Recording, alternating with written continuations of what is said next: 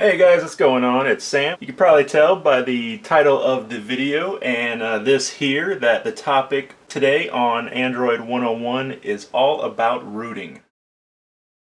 So like I said, we're going to talk a little bit about rooting. I've had a lot of questions over the years about rooting, what it is, what are the benefits, what can I do after I root my device, and we're going to hit on all of those. So to begin with, rooting is basically a process that you do to your phone or your tablet to gain complete administrative rights to that device. Whenever you buy your phone or your tablet and you receive it, you don't have complete access to that phone. In other words, you can't access certain areas of your device, system files, things like that. So rooting is what you do to gain full access to your device.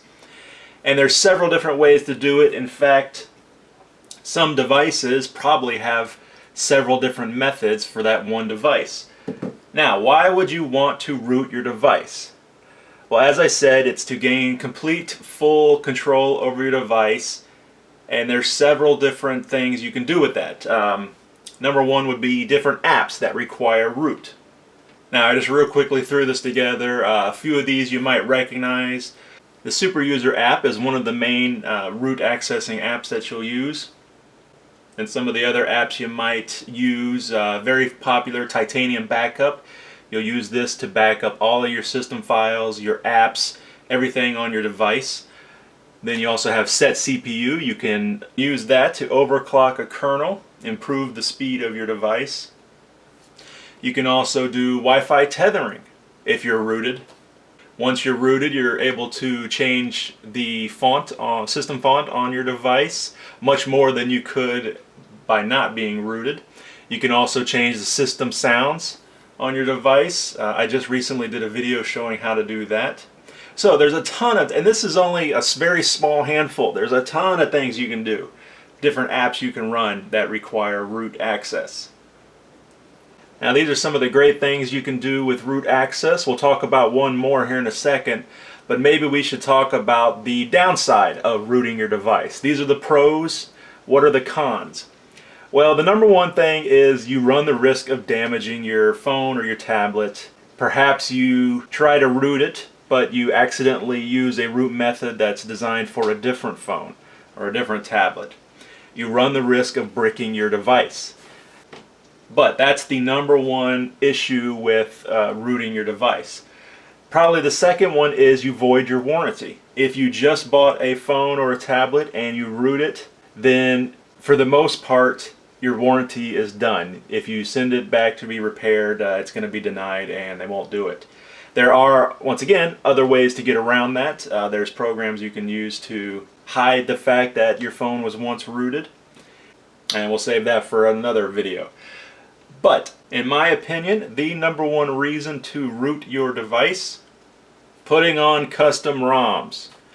If you're new to all this and you maybe don't know what a ROM is basically everything that is on your device. All of the software.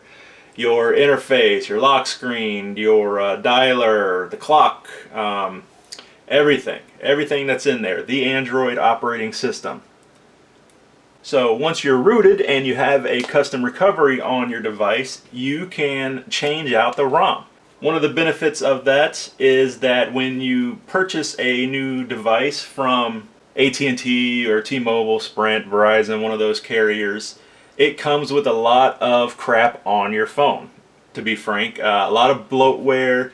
You've got AT&T Navigator, there's the Musics, Verizon, this and that, and these things you're never going to use. A lot of times you have free trials to certain programs, certain apps. 30-day trial to this game or things like that. And yeah, it's fun for 30 days, but after that, you're never going to buy it. So all of these things on your device are just taking up space and slowing down your phone or your tablet. Best thing to do is to get rid of them. Now, that's where custom ROMs come into play. Developers have taken these ROMs, taken them off the device, customized them, tweaked them, thrown in hacks and mods, gotten rid of the bloatware, made them much faster, much more stable, improved the battery life. Oftentimes they have tweaked the theming change the way the icons look or the toggles in your drop-down notification drawer. I mean, there's tons of things. Then you can take those ROMs and put them on your device and have a custom look and feel that's much more speedy, faster. Everything works great. Battery life is awesome. It's gotten rid of all that bloatware, and it's just a wonderful thing to have on your device. So, in my opinion, that is the #1 reason to root your device, is so you can put on custom ROMs. So to recap, guys, rooting is gaining full control of your device. There's good reasons and bad reasons to root your device.